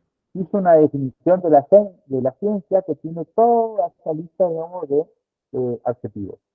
¿Sí? La definió como fáctica, trascendente, analítica, especializada, clara, precisa, comunicable, verificable, metódica, general, regular, explicativa, predictiva, abierta y útil. Mario Bunge es un epistemólogo que vivió desde 1919 hasta 2020, es argentino, ¿sí? Y como para resumir en cierta forma, digamos, su perfil, ¿sí? Bunge proponía una defensa del socialismo como cooperativismo, diferenciándose y haciendo fuertes críticas del socialismo de tipo soviético y al populismo también. Ejerció docencia en filosofía en Argentina, Uruguay, México, Estados Unidos, Alemania, Dinamarca, Suiza y Australia. Ocupó también la cátedra Tottenham de Lógica y Metafísica en la Universidad McGill de Montreal, Canadá. Con esto creo que ya soy un patalejo general de lo que implicó Bunge en la epistemología. Entonces, su primera definición, la ciencia es fáctica. La ciencia se basa en hechos comprobables y necesita de eventos tangibles, es decir, que se pueden medir para su verificación. ¿Está? Esto establece la primera diferencia entre ciencias prácticas y formales. Las ciencias formales son la lógica, la matemática, ¿sí? Como una ciencia formal también se puede entender a la filosofía, ¿sí? Y dentro de las ciencias prácticas tenemos la física, la química, la psicología, la economía, la fisiología. Todas estas recurren a las ciencias formales para cerrar el proceso de verificación. Es decir, se alimentan de la ciencia formal para poder implementar procedimientos de verificación. ¿Sí? La ciencia es trascendente. El sentido común parte de los hechos y se atiene a ellos. Lo que estoy tomando son pequeños extractos del texto, digamos, de Bunge que se los voy a compartir ahora a través del grupo de WhatsApp. El texto de referencia que vamos a usar hoy. La ciencia da cuenta de los hechos, no inventariándolos, sino explicándolos por medio de hipótesis, en particular enunciados de ley y sistemas de hipótesis, que son teorías. ¿Sí? Acá entramos a, de alguna manera, delimitar lo que es una ley, ¿sí? Y entender a la teoría como un conjunto de leyes. Este trascender, ¿sí?, de la experiencia inmediata, ese salto a nivel de la observación a la teoría, permite que la ciencia mire con desconfianza los enunciados sugeridos por meras coincidencias. Es decir, la casualidad no es parte de la ciencia, ¿sí? Tiene que haber una causalidad, digamos, que explique un fenómeno que permita definir una teoría, ¿sí? Esta trascendencia permite predecir la existencia real de los procesos ocultos a primera vista, pero que instrumentos, ya sea materiales o conceptuales, podrían descubrir. La ciencia es analítica, ¿sí? Preguntas, por ejemplo, como ¿cómo es el universo en su conjunto? ¿O cómo es posible el conocimiento? ¿Qué esperamos de la vida? ¿Sí? Esas preguntas no son propias de la ciencia. Esas preguntas son propias de la metafísica, de la filosofía, en su contexto más formal, ¿sí? Entonces, en la ciencia hay una constante iteración entre lo general y lo específico, cuando nos referimos a producir ciencia. Es decir, al empezar una investigación, avanzo desde lo general a lo específico, sobre todo cuando eh, empiezan a aparecer resultados en específico, ¿sí? Y el proceso de esos resultados apunta hacia una generalidad, ¿no? La ciencia no rechaza la síntesis, simplemente exige que la misma provenga de un proceso previo basado en un contexto analítico. Es decir, que haya una interacción entre observación y pensamiento. La ciencia es especializada, ¿sí?, como consecuencia de lo anterior. El enfoque analítico, es decir, lo que estábamos hablando en la diapositiva anterior, ¿sí?, aparece como consecuencia de esto, de que la ciencia es especializada. Entonces, la dualidad entre razón y experiencia, ¿sí?, sugiere la división de la ciencia fáctica en racionales y empíricas. Con todo esto, la investigación tiende a estrechar la visión del científico individual. El único remedio eficaz contra la unilateralidad profesional, que es esto que hablábamos hace un rato, digamos, o sea, el carácter subjetivo que le doy a mi trabajo científico, ¿sí?, es, en cierta forma, eh, una cuestión, o sea, de dosificar la filosofía. Con esto, por ejemplo, podemos decir que cualquier proceso científico puede tener un contexto deductivo e inductivo de manera proporcional, ¿sí? O sea, deductivo es partir de los hechos para deducir teoría, ¿sí? E inductivo es ir desde la teoría, digamos, para llegar a hechos que son confirmados o que confirman esa teoría. Pero en realidad, cualquier proceso científico va a tener proporciones de la deducción y de la inducción, ¿está? Lo que no, o sea, no es razonable eh, esgrimir en estos tiempos, en esta era, en estas épocas, digamos, es que hay, o sea, rigidez, digamos, tanto en la deducción como en la inducción.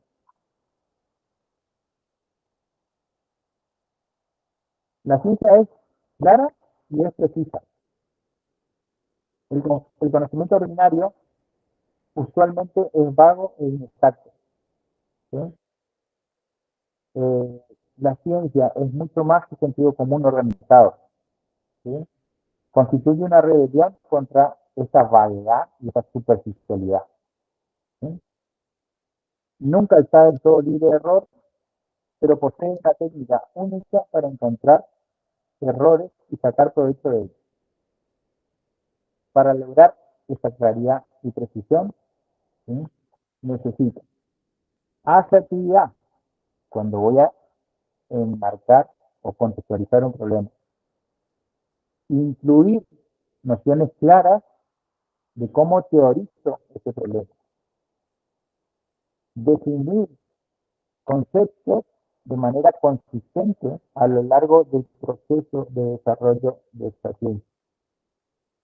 Utilizar símbolos de la manera más sencilla para que se invierten en procesos tan complejos como sean necesarios. ¿Sí? Esto hace a la claridad de mi trabajo científico. La medición y registro adecuado de estos fenómenos analizados. Entonces, yo hago un marco del problema, ¿sí? Defino nociones claras en la teorización de ese problema, ¿sí? Paso a definir conceptos que tienen que tener consistencia en todo esto de llevar el problema desde su concepto hasta la teoría que explica el problema. ¿Sí? Ahí tiene que haber conceptos, digamos, que sean consistentes, digamos, con todo ese proceso. Y luego, ¿no? O sea, la simbología que voy a elegir tiene que ser, o sea, pensada de la manera más sencilla.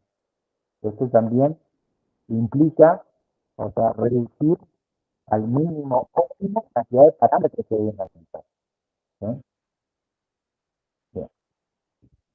Y entonces, una vez que tengo definido esos parámetros, ¿no? Toma importancia, digamos, o sea, la calidad de medición y registro de manera adecuada de estos fenómenos. La ciencia es comunicable. El lenguaje científico comunica información a quien quiera haya sido adiestrado para entenderlo. ¿Sí? Esto, o sea, lo que es inefable puede ser propio de la poesía o de la música, no de la ciencia. ¿Sí? ¿Por qué? ¿Por qué se dice esto? Digamos? Porque tanto la poesía como la música, digamos, son formas de expresión totalmente subjetivas, digamos, y que pasan a ser cuestión de gusto. La ciencia no puede ser una cuestión de gusto. ¿Sí? Porque implica, o sea, implica la mejora de calidad de vida de la comunidad. ¿Sí? La poesía y la música forman parte de esa calidad de vida, digamos, pero no de una manera científica, si se quiere, o por lo menos, eso también es discutible, digamos, o sea, no hay un contexto científico que sea común a esta rama que estamos analizando en este contexto. ¿Sí? Y con eso quiero mencionar, digamos, que hoy en día, digamos, o sea, también están en auge, digamos, o sea, cuestiones, así como la neurociencia, digamos, se estudia en profundidad, también, o sea, hay ramas, digamos, o sea, del arte como terapia, digamos, que se lo posiciona en un concepto de ciencia social. ¿Sí?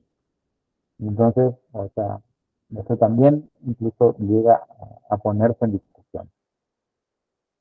La comunicación de los resultados y de las técnicas de la ciencia no solo perfecciona la ecuación general, sino que multiplica las posibilidades de su confirmación o refutación.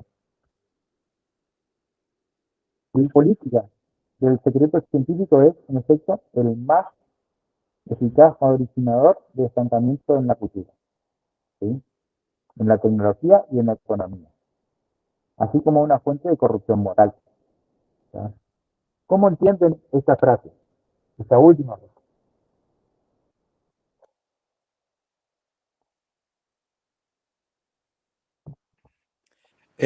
Yo lo entiendo de la siguiente manera.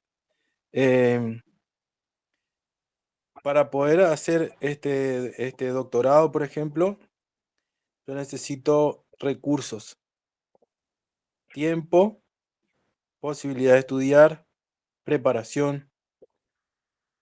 ¿Y cuál es la intención de hacer un doctorado? Es poder llevar adelante una propuesta de tesis de algo innovador. Exacto. Ahora, ¿qué pasa? Si me llegaran a faltar los recursos, probablemente yo las ideas que pueda tener no las pueda llevar adelante por falta de recursos, justamente. Entonces, las opciones que tendré, como quizás será la de muchas personas que se dedican a la investigación, es vender mi idea a una empresa para que me financie el estudio. Una vez que esa idea está vendida, ya no pertenece a la comunidad científica, ya pertenece a, a una empresa. Y lógicamente las empresas utilizan el secreto del que se habla acá. Entonces, yo pienso que en cuanto a este punto, se guía más por las posibilidades que tienen las personas de poder ejercer ciencia eh, y, y no quizá no lo veo como una cuestión de un concepto moral de que las ideas no tienen que ser ocultas o no tienen que ser secretas o se tienen que poder difundir, digamos. Lo que quisiera, por ejemplo, de corazón quisiera es que se difunda, por supuesto, que se difunda, que se contraste, que se, que se, este, que sirva de base para otra cosa, ¿no es cierto? O que se destruya, porque no sirve. Eso, pero que se conozca. Pero ese es un camino difícil de lograr. Entonces, en cuanto al último párrafo, me parece muy importante en cuanto a eso, cuál es el objetivo que se busca. Porque si pues, nos trazamos un objetivo, podemos tratar de lograrlo. Para mí el objetivo es que se difunda, que se sepa y que se cuestione. Y pero también soy realista y sé que no son cosas fáciles de lograr, ¿no es cierto? Sí, sí, sí. Estamos totalmente de acuerdo, digamos. Pero un poco eso, o sea, a mí me pasa, digamos, mencionar en clase que de alguna manera como profesionales nosotros tenemos una responsabilidad social, quieras o no, digamos, con la comunidad.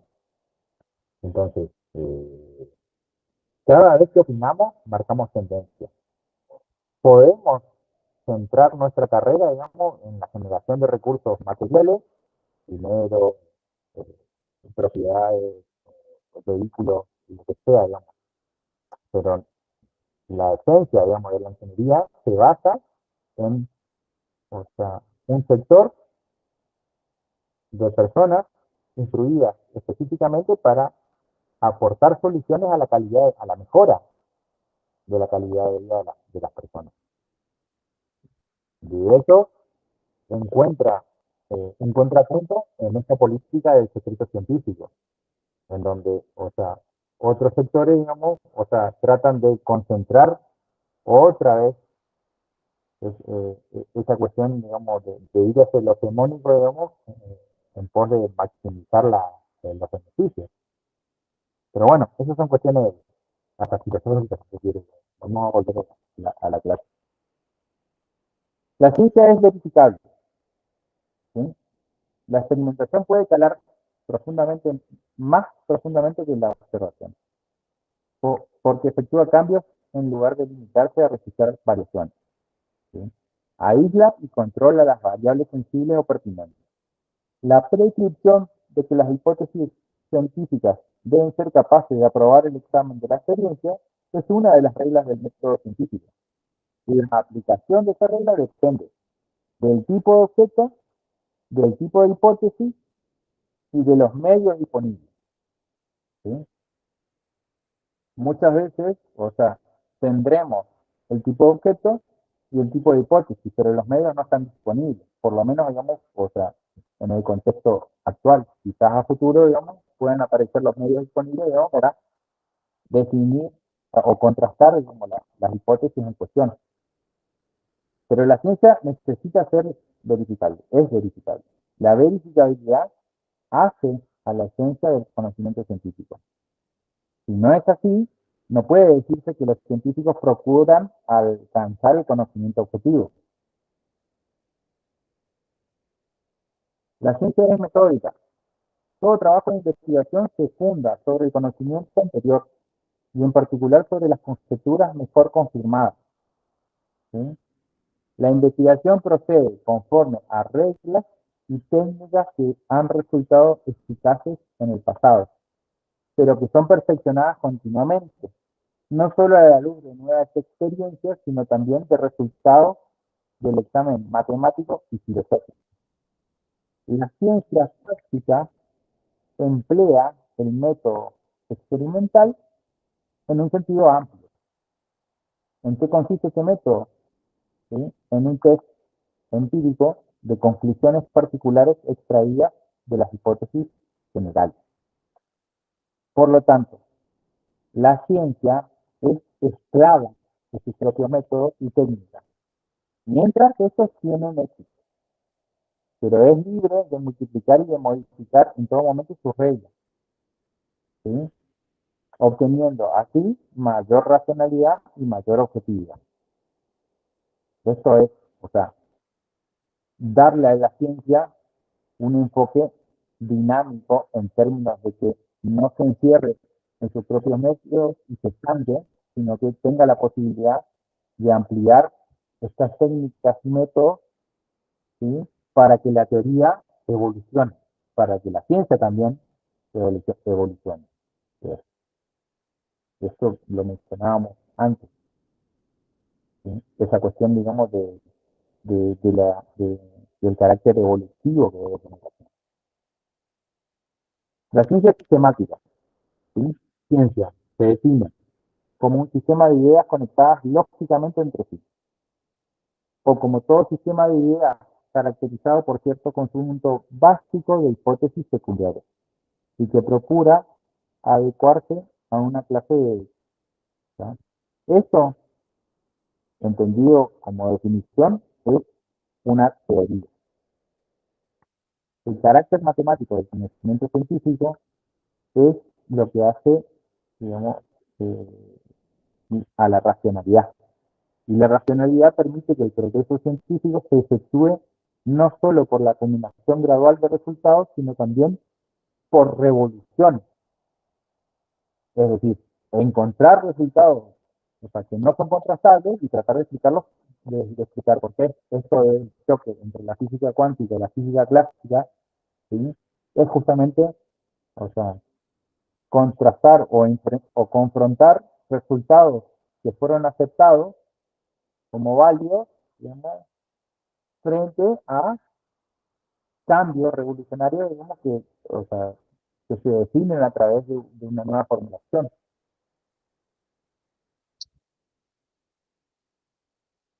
Se suele dar el descubrimiento de nuevos hechos de los que no dan cuenta las teorías anteriores, aunque a veces se encuentran en el proceso de comprobación de dichas teorías.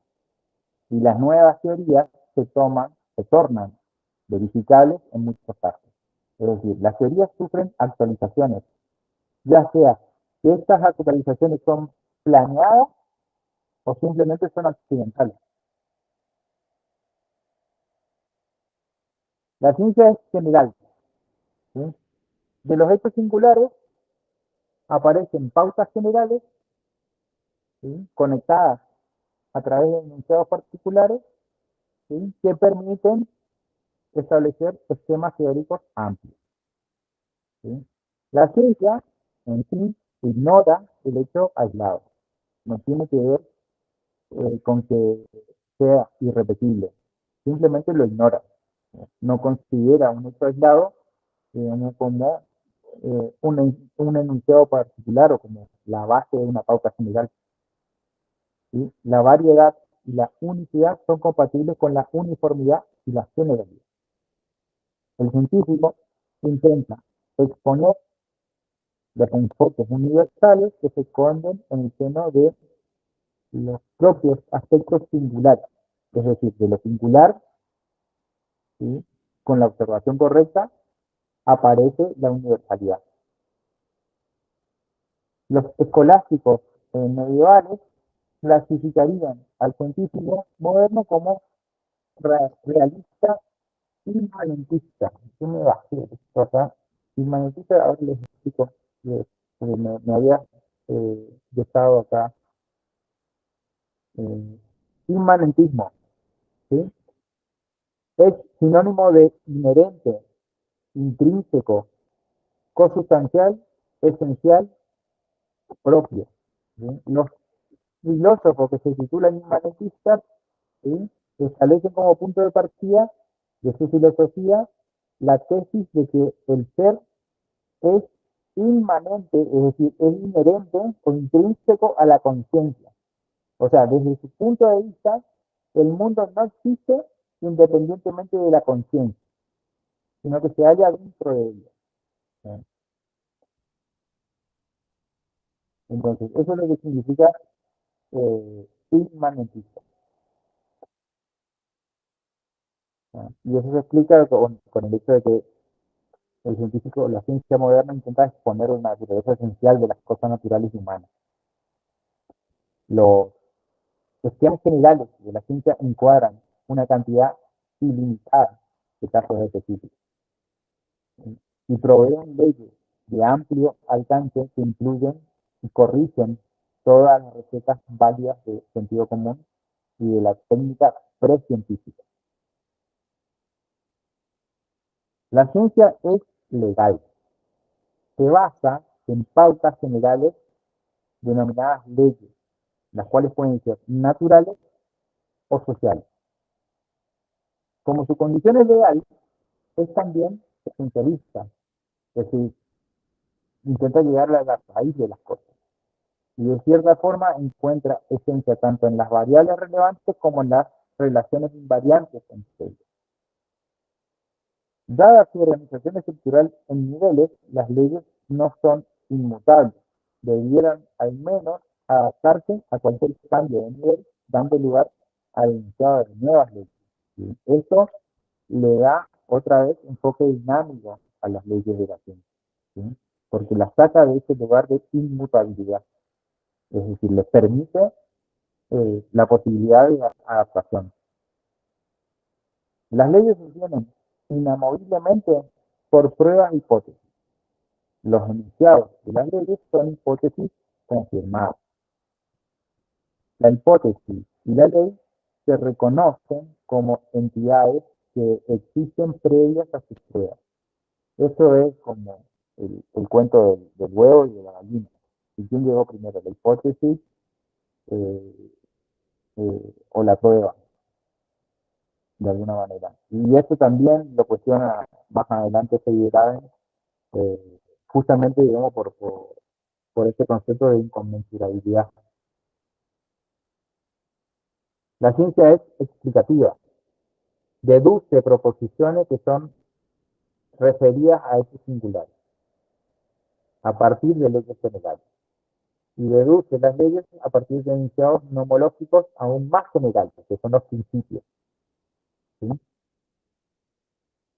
Solía creerse que explicar es señalar la causa, pero en la actualidad se reconoce que la explicación causal no es sino un tipo de explicación científica, no es el único. Entonces, dentro de los tipos de explicación científica tenemos las explicaciones morfológicas, las explicaciones cinemáticas, las dinámicas, las explicaciones de composición, de conservación, de asociación, de tendencias globales, dialécticas que tienen que ver con el debate, ¿sí?, con la interpelación, y las teleológicas, ¿sí?, que en este momento no me acuerdo a qué refería específicamente, ¿sí?, pero para mañana les voy a conseguir la definición de diccionario. En la ciencia exacta, la verdad y el error no son del todo ajenos entre sí. Hay verdades parciales y errores parciales. Hay aproximaciones buenas y otras malas. Entonces, como conclusión, las explicaciones científicas no son finales, siempre son perfectibles, es decir, se pueden mejorar. La ciencia es predictiva, trasciende la masa de los hechos de experiencia, imaginando cómo puede haber sido el pasado y cómo podrá ser el futuro. La predicción científica, en contraste con la profecía, se basa en leyes sobre información específica y fidedigna, ¿sí?, relativa al estado de cosas actual o pasado. ¿Está? O sea, hay que entender correctamente que la predicción científica no tiene que ver con el concepto de profecía. El concepto de profecía hasta puede ser incluso dogmático si se quiere, ¿sí? O puede ser basado, digamos, en teología, ¿sí? O en una deformación, digamos, de la información que se traslada de generación en generación, ¿sí? Entonces, la predicción científica se caracteriza por ser perceptible antes que ser cierta, ¿sí? En cierta forma, en un contexto instantáneo, tiene certeza, pero además, digamos, al mover, ¿sí?, esa predicción de ese instante, necesita ser perceptible. Las predicciones, por eso dice que las predicciones que se hacen con la ayuda de reglas empíricas son a veces más exactas que las predicciones elaboradas con herramientas científicas. Estas son las aserciones, ¿sí? Puesto que la predicción científica depende de leyes y de ítems de información específica, puede fracasar por inexactitud de los iniciados, porque los iniciados son inexactos, o porque la información disponible es imprecisa, no es completa, por ejemplo. La ciencia es abierta, siempre es concebible que pueda surgir una nueva situación, nueva información, nuevos trabajos teóricos, en donde las ideas, por firmes que parezcan, digamos, resulten inadecuadas en algún sentido, ¿sí? Esto me pasó justamente en mi tesis, digamos, en donde, o sea, yo propuse cuestionar cómo se trata, digamos, cómo se trata el análisis estructural desde el punto de vista, digamos, de considerar solamente al hormigón, digamos, como un elemento resistente. Y con esto, de alguna manera, o sea, sacar de la cuestión a todos los diafragmas, digamos, que comprenden la mampostería de esa herramienta, digamos, y con todo el hecho, digamos, de la cuestión económica que se implica, ¿sí? Y basarlo en el contexto de acercar la distancia entre el poder adquisitivo del usuario, de la persona, ¿sí?, y el costo unitario, digamos, o sea, de la construcción. Tan pronto como se establece una teoría científica, ¿sí?, existe, o sea, el inminente peligro de refutación, ¿sí?, o la acotación de su contexto, de su dominio. Un sistema cerrado de conocimiento fáctico que excluye toda investigación externa puede llamarse sabiduría, pero es en rigor, digamos, o sea, un deterioro de la ciencia, porque es una teoría aislada. El investigador moderno, ¿sí?, se profesa amante de la verdad, pero no se interesa por las teorías irrefutables. Una teoría puede haber permanecido intocada, no tanto por su alto contenido de verdad, sino porque nadie más, o sea, la usó. Y cuando decimos usar, digamos, hablamos de la refutación, ¿sí?, de la falsación de la teoría. Entonces, la ciencia es, en este sentido, éticamente valiosa, porque nos recuerda que la corrección de errores es tan valiosa como el acto de no cometerlos, y que probar cosas nuevas e inciertas es preferible a rendir el culto a las cosas viejas y garantizadas que funcionan, ¿sí? Es el lugar en donde nos paramos la mayoría de las veces los profesionales de la ingeniería, digamos, que lo que funciona, ¿para qué lo vamos a tocar si funciona? Entonces, ahí estamos deteniendo el proceso dinámico que tiene la ciencia, ¿sí? Eso es equivalente y recuerdo, digamos, conversaciones empresariales en donde se asume, digamos, que, o sea, la investigación o el acto de investigar es irrelevante, digamos, en la formación de un profesional de la ingeniería, cosa que es totalmente, o sea, nociva, digamos. Pensar de esa manera, digamos, o sea, eh, limita, delimita al futuro profesional al concepto de ser usuario de herramientas. No, o sea, no lo pone en el lugar de diseñar, de crear sus propias herramientas para la resolución de problemas, que es lo que trae, o sea, por añadidura, digamos, o sea, la investigación, el conocimiento científico, el desarrollo de la ciencia. A mí me gusta, o sea, definir al profesional de la ingeniería como un aplicador de la ciencia. Y como tal, ¿sí? Requiere, digamos, de, o sea, ese alimento que es el proceso de mejora continua que sufre la ciencia a través de la reputación, la actualización, el cambio, la evolución eh, y la modificación del concepto. La ciencia es útil, ¿sí? Se dice que la ciencia busca la verdad, que la ciencia es eficaz en la producción de herramientas para el bien y para el mal. El conocimiento ordinario se ocupa usualmente de lograr resultados capaces de ser aplicados en forma inmediata. Con ello, no es suficientemente verdadero, con lo cual puede ser no suficientemente eficaz. ¿Sí? Cuando hablamos de eficacia, pues relacionamos a resolver cosas en tiempo, o sea, a un determinado tiempo. Cuando hablamos de eficiencia, ¿sí? Hablamos de resolver el mismo problema, digamos, pero con la menor cantidad de recursos disponibles. Esa es la diferencia entre eficacia y eficiencia. La sociedad moderna paga la investigación porque aprendió que la investigación rinde. Por ese motivo es redundante exhortar a los científicos a que produzcan conocimientos aplicables. ¿Sí?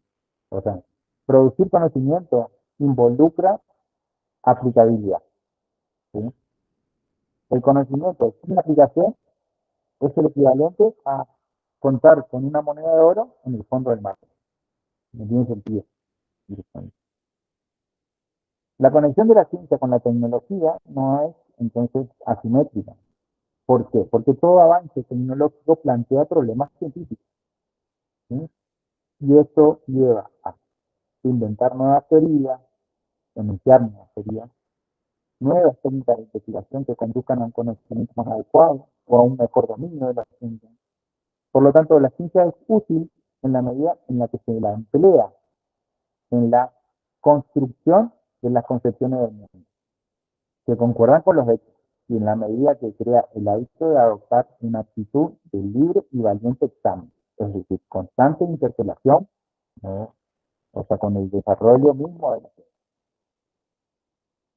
En conclusión, voy a leer la parte que está en rojo, digamos, porque tengo la sensación de que ya los aburrí, así que voy a tratar de ser lo más positivo posible en esta parte.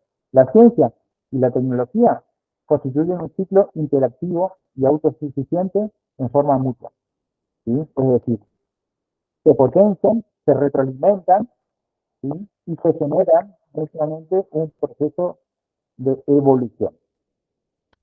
¿Sí? Además del fundamento de la tecnología, la ciencia es útil en la medida que se la emplea para hacer concepciones del mundo compatibles con los hechos. ¿Sí? Es decir, ciencia aplicable, ciencia que se pueda pasar al campo. La ciencia es valiosa porque es una herramienta que permite que la humanidad dome a la naturaleza y remodele de esa forma la sociedad. ¿Sí? Y es eficaz en el enriquecimiento, la disciplina y la liberación de la mente. ¿Sí? Por otro lado, la tecnología no es solamente ciencia aplicada. ¿Por qué? Porque tiene sus propios procedimientos de investigación.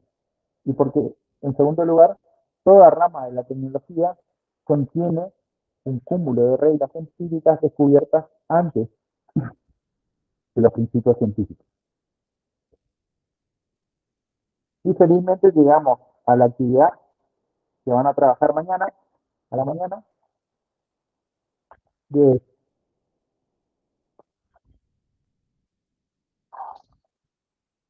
a mí me gusta pensar esto como una pequeña obra de teatro, en donde hay personajes, ¿sí? Y la etimología de la palabra filosofía, ¿sí? Que son filos y sofía, ¿sí? Pues yo tengo ateo, que es la creencia, azapere, que es el conocimiento, ¿sí? A episteme, que viene a ser ese guardián del conocimiento, y a la ciencia, que es el producto del saber. Entonces, con estos elementos, ¿sí? Mañana, durante la mañana, vamos a trabajar para presentar una fijación conceptual, digamos, en donde tengo que elaborar conexiones y justificarlas a través de verbos. Eso es armar un mapa conceptual. El mapa conceptual tiene conceptos sustantivos, que son estos que están remarcados en verde, y los tengo que conectar con verbos, ¿sí? Esa es la tarea que tienen que hacer, digamos, después de, de desarrollar toda esta cuestión, ¿sí? Ahora, damos por finalizada la clase, voy a dejar de compartir pantalla